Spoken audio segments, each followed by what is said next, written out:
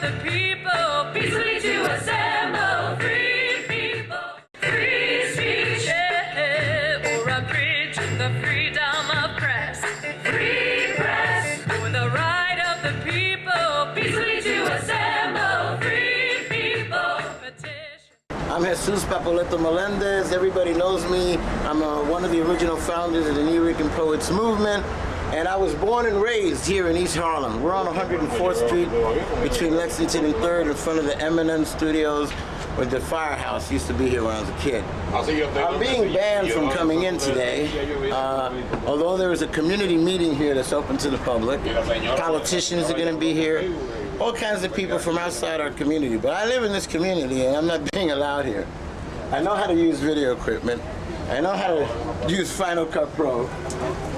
But yet, I'm being locked out of here. So I'm going to release my article called Digital Apartheid in El Barrio, because I feel that this is just what's going to happen. If you don't cooperate with these people, you can't use the facility in your community. So that means that they're tyrants in our community or in control of public access, which means the public has no access.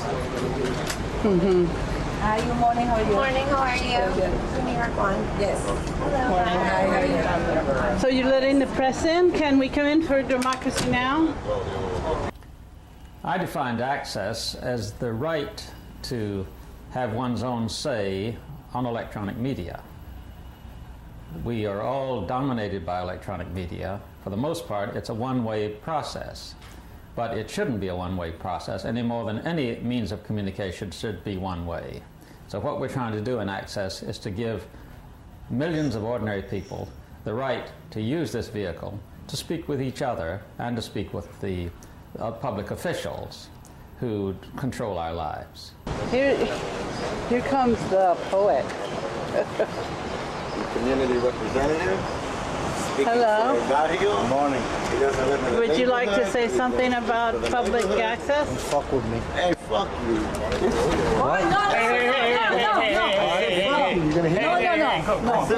That's exactly what you want. I said fuck you. You hit me? No, go inside. I just said fuck you. No, it's okay.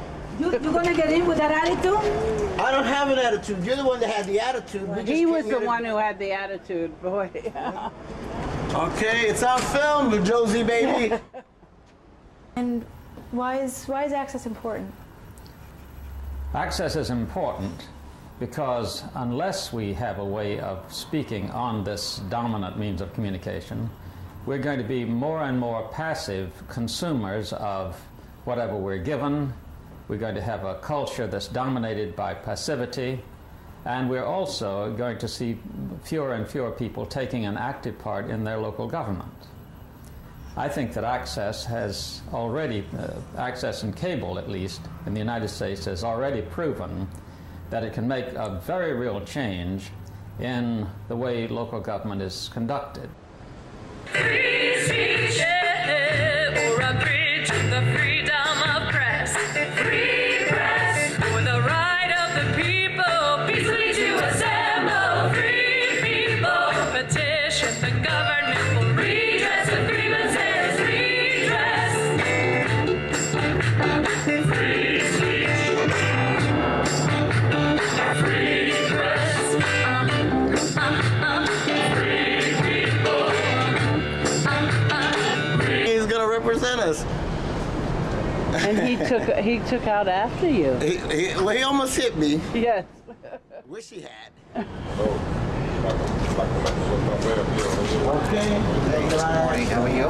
Hi. As long as you don't live in the community, you're welcome to go in there. I am? Yeah. You live in the community, you can't go in? Hell no. Why? Because this is not for the community. I thought it was built for them. No, it's not built for the community. It's built for whomever they control in the community. Oh. We're being denied access, and I live in this community. I live like 6 blocks away from here. Wow. But I'm not being allowed in, and I almost got attacked by this guy just now. We have it on tape to show it to you. So the meeting here is going to be bogus. Hello. This is bogus Want to hire me as welcome. an actor? You know? Are you an actor? Yes. I want to be. Are you here today? Why am I here? I got invited. Democracy is a very fragile thing. I don't know why we assume that when a dictatorial country turns democratic, that it's going to survive easily. It needs nurturing, because it's so much easier for a few people to dominate many people than for many people to govern themselves. We're just beginning to learn how this is done. In this country, we're finding that it's the constant battle between the few who can control the means of communication and the many who have the votes, but are lulled into passivity by watching television, listening to radio, and being inactive. Access is one way of getting us all to speak about public affairs, to take a part in public affairs. My own view is that we want to use access to get people to watch television less and get involved in their public affairs more. I've been an educator for more than 25 years in the nonprofit world, and the adult education program served about 1,000 people each year, 18 and older. And it was a beautiful community, and it still is a wonderful learning program, because the students we had were representing the urban population. Most of them were people that left high school for various reasons, were trying to get their high school equivalency. We had people that were returning from prison. We had students that were immigrants that were learning English as their first language. And for me, I was very proud, because our program was a place for people to reinvent themselves, see themselves in a new way. Hi, Peter. How are you? Good. You know, we would like to come in, and I understood this is the official opening, and we'd like to... I live in the community. Good morning, good morning. Good morning, good morning. You will get in once. I told you will get in. Yeah, but you know...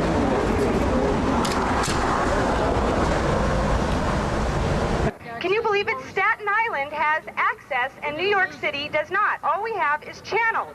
Public access, the concept of public access is access to the means of production of imagery, access to equipment, access to training, access to publicity in the newspaper. Do you realize the newspaper, and this is not a coincidence, I think there's a reason for it, refuses to run in the television listings what's going on the access channel.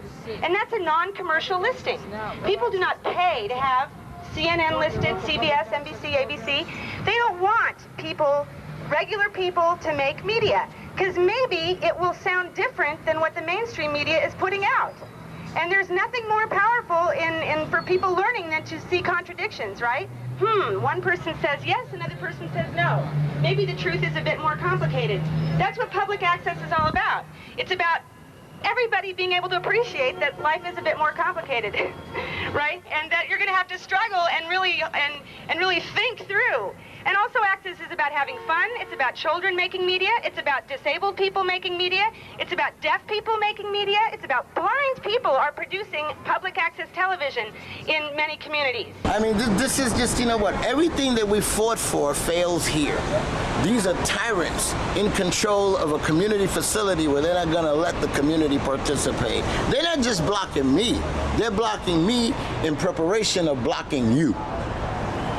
You know, how are you going to take someone as renowned as myself, who has done video and many community supportive activities, and you're going to keep me out of this place? Why? Because, as Rick X said, it's really important that all of this media not be monopolized in one place. It's the major medium, and it's really important that everybody have a voice, or that there at least be a place where, if you want, you can have a voice and you don't have to pay a lot of money. See, that's what's happening. People are coming into, these are what, interlopers. It doesn't matter if they're black, Latino, they're still interlopers because they do not have the community at heart.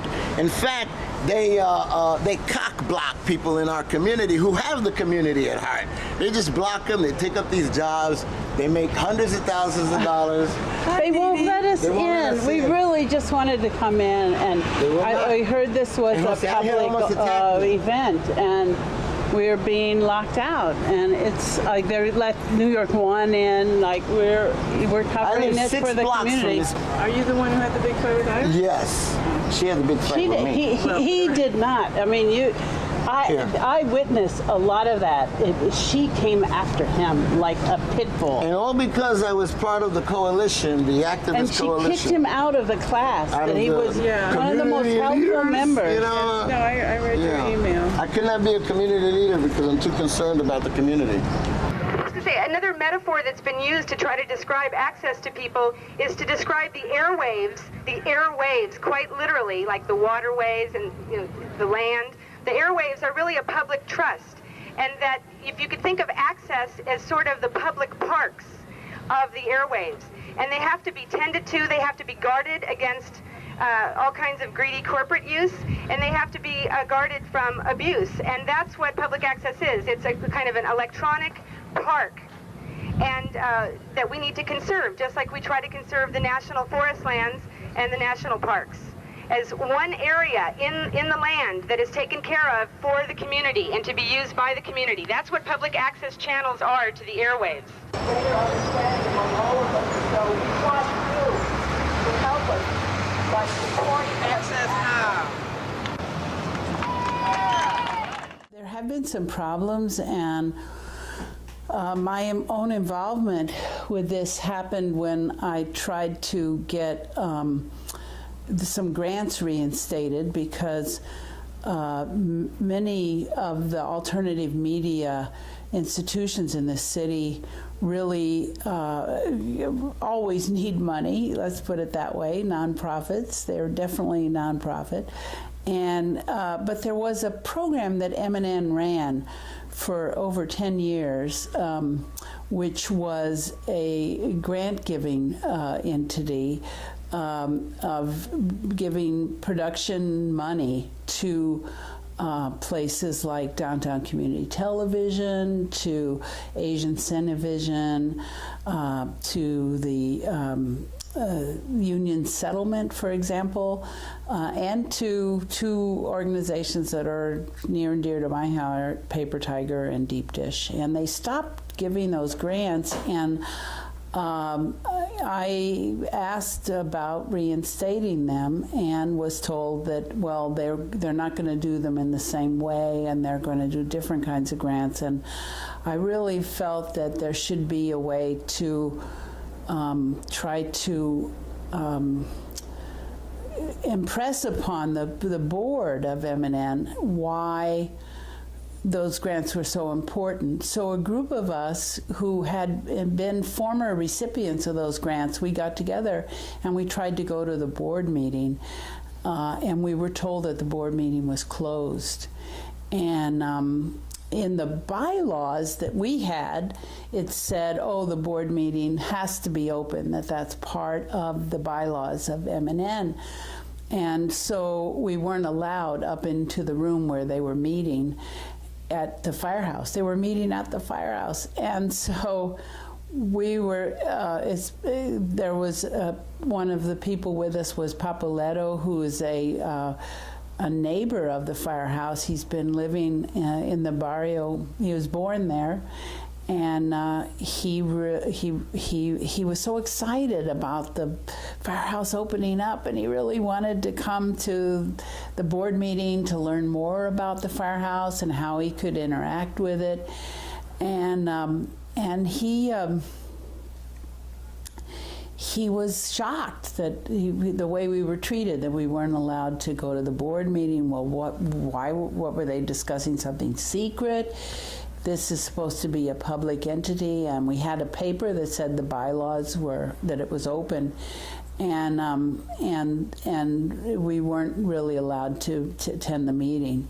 So I got in touch with the state, has an office of open meetings. It's actually in Albany, and somebody told me that I should maybe ask them what the policy was on public access. And they said, yes, public access meetings have to be open. I was told by one of the board members that, oh, well, we're not really a public entity because it's a private nonprofit that makes a deal with Time Warner. And we said, yeah, but the deal is using public money, because it's the public money that's in exchange for the rights of way of all the hassle that we all have to undergo while the bus waits, while the Verizon trucks gets out of our way or whatever, or digs a hole. There is a payback that the city has to give, which is why we have public access. So, and that should be open. And when I talked to Mr. Friedman, Bob Friedman, who's head of the New York State Office of Open Meetings, he said, of course, public access board meetings have to be open, and he said, and committee meetings too. He said that's a state law. And I said, well, where's the law? And he said, he said, I'll look it up. And he sent me some statements about it, and it's actually in the cable regulations of New York State that they have to be open. So we talked, and we were told, yes, the meetings will be open. So I came the next time, and I came with a camera. And when I got the camera out, they said, no, you can't use the camera. I will not be matched up. I won't put your face in it. If you have my image, then I can't. I have no control. I won't put your image in it. I'm Norris Chumley, the chairperson of Manhattan Neighborhood Networks. Good evening. I'd like to call this meeting to order, please. Are you videoing? Yes. Who's videoing? This, I understand, is being recorded. Yes, it is. I'm sorry, it is not allowed to make any recordings of any kind at our meeting this evening, so I have to ask you to stop your recording immediately. I was in touch this afternoon with the executive director, Robert Freeman, of the Committee for Open Government and Public Access, and there are many cases, even public access entities, even though they have a 501c3 privately, they are public entities. And there's many, he said there's an enormous amount of case law on this. He gave me a copy. I have a copy of the law here. I'm the chairperson of the board of Manhattan Neighborhood Network, and I am saying now that it is not our policy to allow recordings of any kind at this meeting tonight. I think need to stop the recording immediately. You do not have our permission. Well, I think you'll have to see if this is. I got a legal opinion. If you have a legal opinion. Excuse me, Ms. Howick, are you going to record this meeting? I am recording, yes. Then I call this meeting adjourned immediately.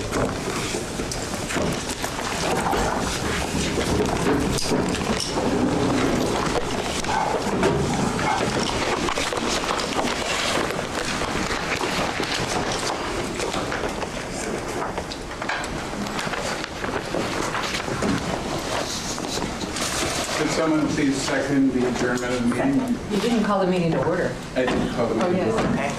Well, let's just have it for the record second. Carolyn Foley, our board secretary, has seconded.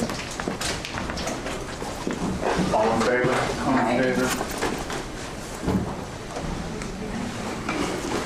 And Eileen and Terry have voted in favor. So the meeting is adjourned, unfortunately.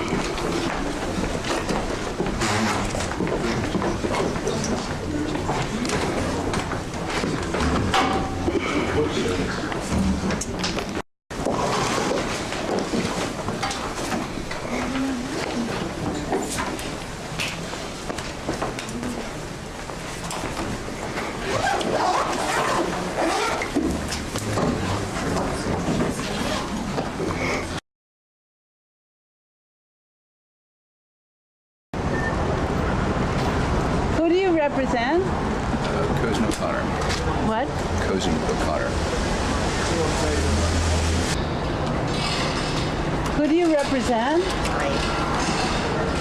A letter from Bob Devine today. He was horrified I sent him the letter that I received from M&N, and here's what he said.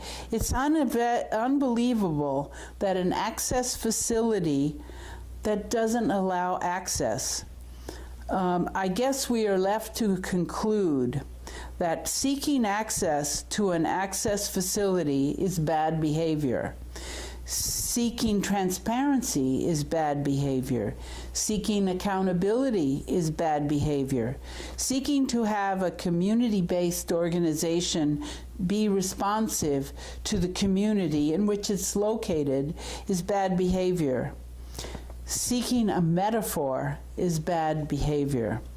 Expressing opinions that diverge from or challenge those of the access providers is bad behavior. I'm incredibly saddened by this latest episode. The one access organization that had the potential to make a real difference in the lives of the many various communities that has been hijacked and has become just one more petty, non-profit fiefdom. Who do you represent? Hi, the Economic Development Corporation. Sir, who are you with? I'm with the Department of Information Technology and Telecommunications. How are you? Okay. Hey. And you are with? Deep Dish Television. Oh, great. Yeah. Okay. It's a very exciting morning. Yeah, it's a beautiful firehouse. Fantastic. It's great. I just wish it was more open, you know? It's like there's hardly ever anybody here. Wow. That's all because we're drumming up some publicity about it now. People will come. It's wonderful. It's People come, but they're not allowed in. Like we came this morning and we're not allowed in. Oh, really? Yeah. It should be open to the public, the event, no? I know. I thought it was. We were told it was. Excuse me 1 second. I'm sorry.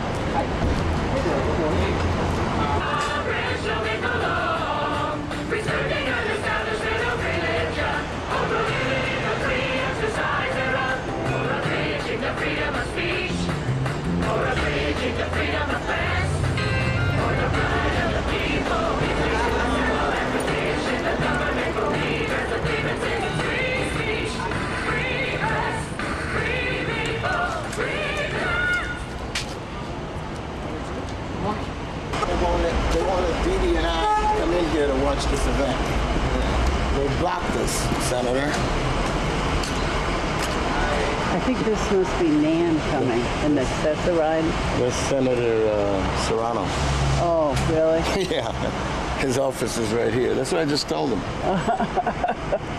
And those two people that I was talking to, they saw when Hossein had attacked me. So they work here? Yeah, they work here somehow. But hi, who do you represent? I want a cable. Oh, well, you. It's a great channel. They shouldn't talk to me. Who do you represent? Landmarks Commission. Oh, it's a great building, yeah. Take a look. Hi. Hi. Oh my God.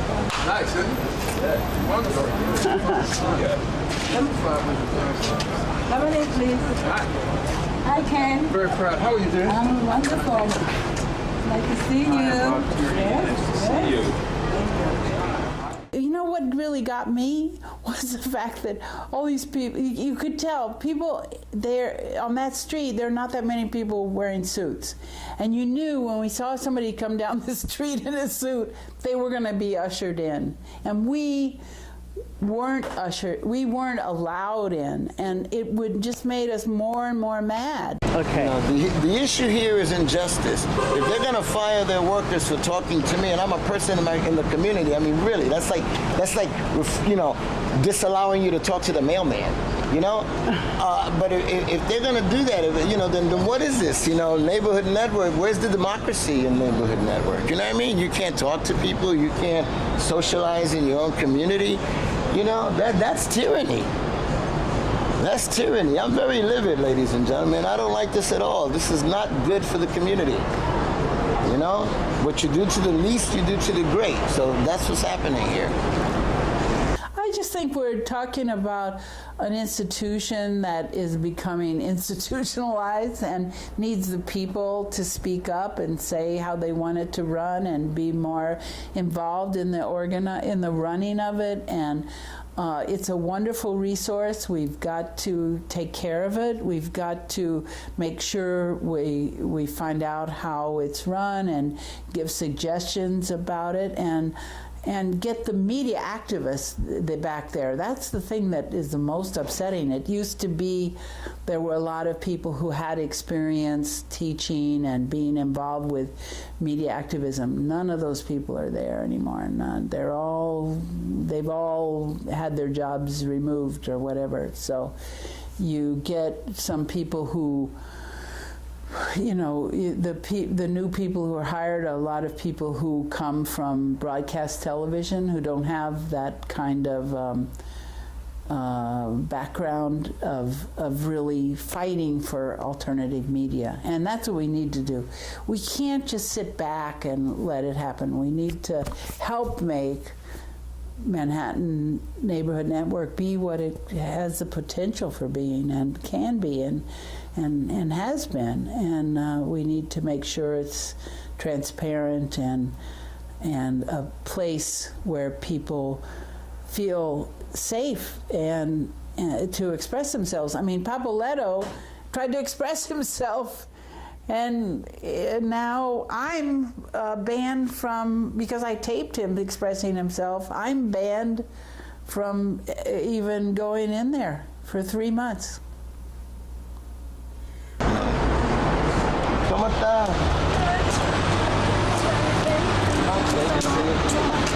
I'm okay. You're going into this event? And who do you represent?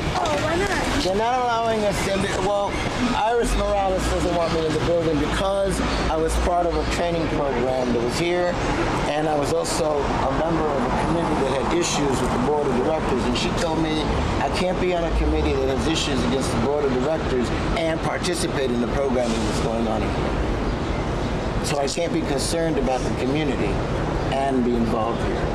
And so we tried to get in earlier, and they told us, where's our invitation, blah, blah, blah. You can't come in. Those invites came via email.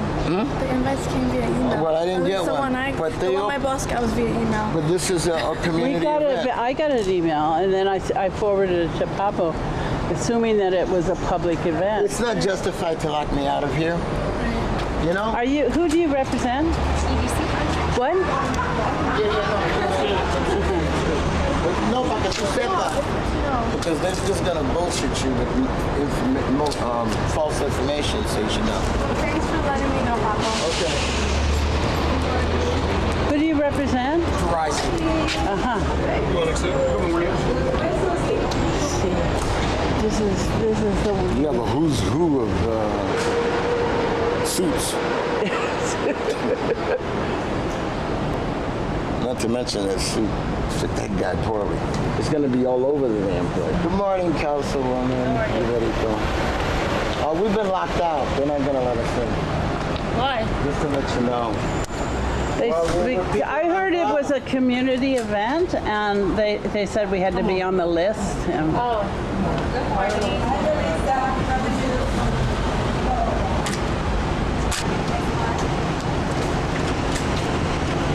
Hi, who do you represent? Thanks for financial company. Come inside, please. I know you. For a politician. Good morning. Good morning. How are you? How are you? Hi, Mr. Morning. Stringer. How are you? Hey, guys, how are you? The community is being kept out. To this activity. I live 6 blocks away, but we're being banned. To the third floor. Okay.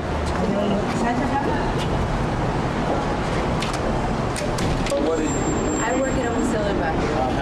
Yo soy Papoletto. I do Gaspar. You say Gaspar. Oh, okay. Nice to meet What's you. your name? I'm Von Diaz. Hi, Von Diaz. Yeah, good to meet you. This is Didi Howard. Were they only You can waiting go for in. They're not letting us in. Gotcha.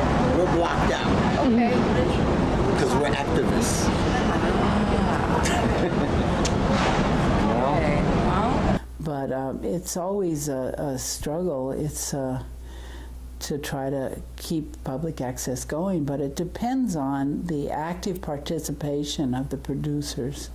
and the community that watches and loves public access. And I know people say, oh, nobody watches public access. That's not true. I mean, I think a lot of people watch public access. I know Herb Schiller, when we first did Paper Tiger, Herb Schiller said if he walked 5 blocks in Manhattan, someone would come up to him and say, oh, I saw you on TV.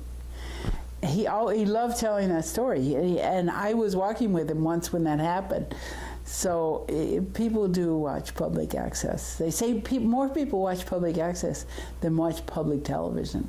And when they've done studies, they did a study in Austin and also in Portland, Oregon, and that was the surprising result, was that more people watched public access than watched public television. The first question is, why is access a First Amendment issue?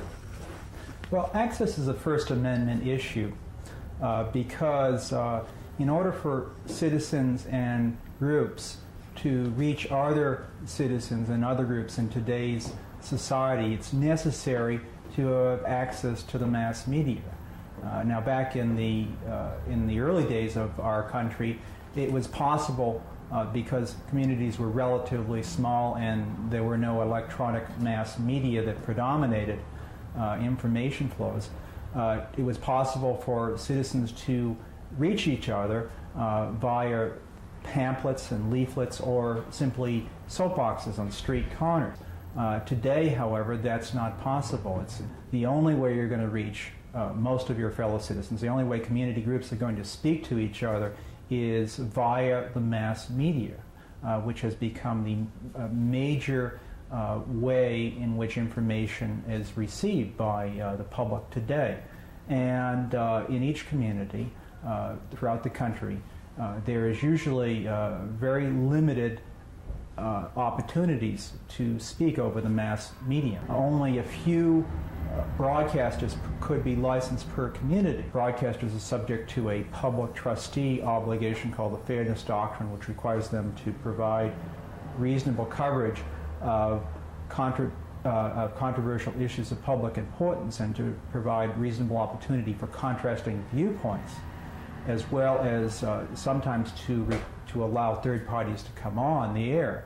However, cable television is a different matter. Cable is different from over-the-air television because of the vast channel capacity of cable. Many of the newer systems have well over 50 channels, some have over 100 channels, and so it's now possible for citizens to speak to one another via the television. And the way that's done is via access channels. Now, why is it necessary to have a right of access to certain cable channels? Because in each community, there is normally only one cable operator. Economic characteristics of the cable industry usually have dictated that only one cable system can financially survive per community. It's a natural monopoly industry, so to speak. And so there is only one cable system per community. Well, if that one system operator has complete control over all 100 channels, then that information gatekeeper can control the diversity of information that's available in that community. And that information gatekeeper, the cable operator, may, for arbitrary reasons, absent any kind of access requirements, exclude viewpoints with which the cable operator disagrees, or perhaps exclude programming that may compete with the cable operator's own programming. In the cable industry today, there's a great deal of vertical integration. In addition to the fact that there is only one system per community, most of the systems around the country these days are owned by large multimedia corporate conglomerates. So to get back to the major point, a cable operator is an information gatekeeper and may control access to the electronic public forum in each community unless there are some sort of access requirements imposed that allow individuals and groups and programming services access to certain channels on a first-come, first-served basis, content-neutral basis. beyond the editorial control of the cable operator. And the Supreme Court has said that the First Amendment is founded on the principle that the public is best served by the maximum diversification of information in our society.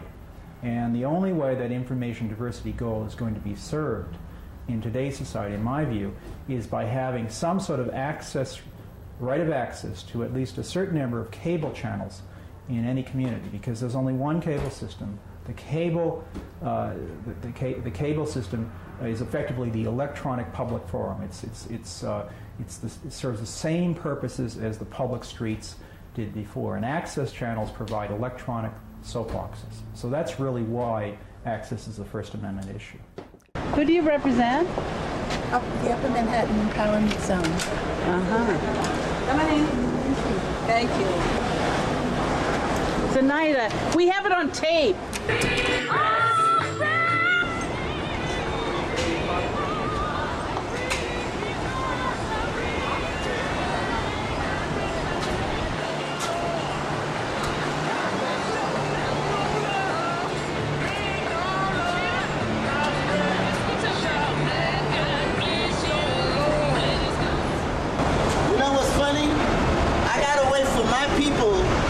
To stop working in this building so that I can gain access to it. You understand what I'm saying? Our people of color are in control of this building, and I have to wait till they get fired or they retire or someone kills them so that I can come and have access to the facility here. Because I am being locked out by people of color. There's irony for you.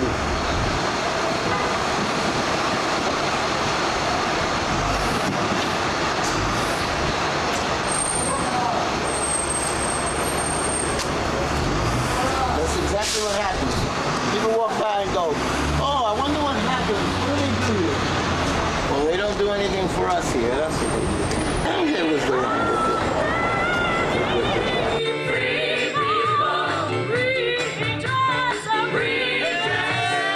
See, I get charged with what they do to me. All right, thanks. Bye. So, you know, that's it. That's it. Now they got a plaque. Let's see the plaque. Let's see the plaque. Proclamation. Prohibiting the free. You know, those people get out of their cars and they look so uptight. You can tell they slept 2 hours. And then they gotta quaff themselves to be with the speaker or whatever. What is Stringer? He's a what? What is he? A representative or what? Are you one of the youth producers? Yes. And what's your name? Patrick Foreman. Oh, you're one of the Youth Channel people, right? Yes. Oh. You know, they won't let us in. Oh, they made him sign. He's the color that you have to sign in with. If you don't have carte blanche skin, you gotta sign in. Yo, salute, how you doing? Morning. They have him speak right away. They won't let us in. It's not a public opening.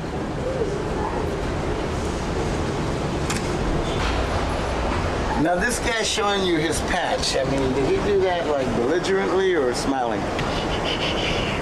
Look at his. Did you see what was on there under his belt? I'm done? Yeah. We fought to change the color of the tyrant. Now they're black and brown tyrants. You know? We are them. This poster glorifies the things that they say they've been up to. You know? These are 2 classmates of mine when I was taking the Community Builders Training Program. Let me read it to you. Watch this. The M&M El Barrio Firehouse launched the Community Builders Training in February 2012 as a pilot program for persons interested in producing community-oriented programming. The 2-month intensive provides basic camera and video editing knowledge. Upon successful completion, participants certify as El Barrio Firehouse field producers. A new cycle begins in late July. Not everyone in the community is allowed in here or welcome. And as long as we waited for this building to exist so that we could work here, now we can't.